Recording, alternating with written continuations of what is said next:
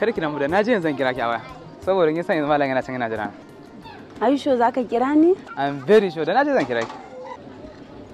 Okay. Sai na ji ka. I love you. I love you.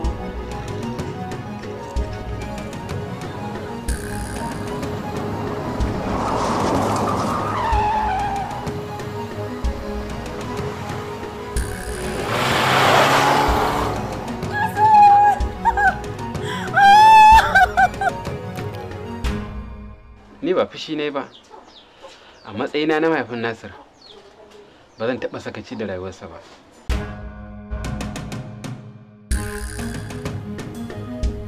A sati mai zuwa cikin shirin Dadin Kowa Sabon Salo. Kaka gaskiya akwai matsala. Ban fahimci wannan dogon turancin da kake mun ba.